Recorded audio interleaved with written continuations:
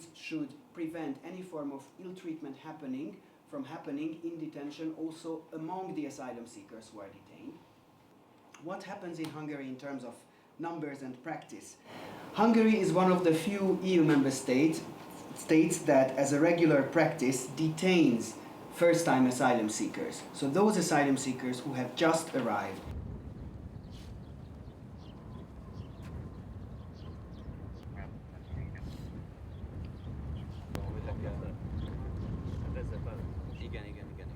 We are talking about first-time asylum seekers who have just arrived after a painful journey from Middle Eastern or North African or East African countries or South Asian countries, who ask for asylum and get detained.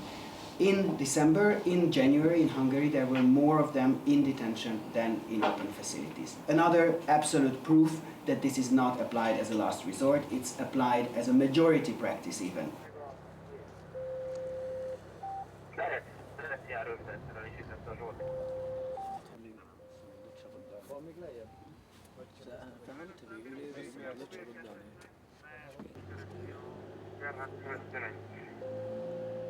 On the 1st of February this year, among the 443 asylum seekers detained, 40% of them were from the so-called SIA countries, Syria, Iraq and Afghanistan, probably the worst places on earth at this moment.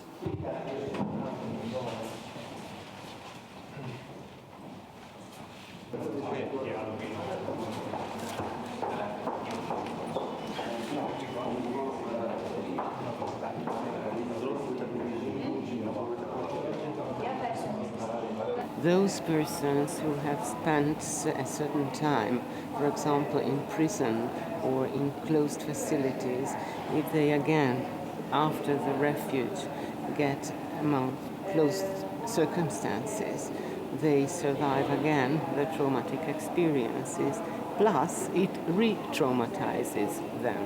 So the problem what we meet as therapists is a repeated traumatic process.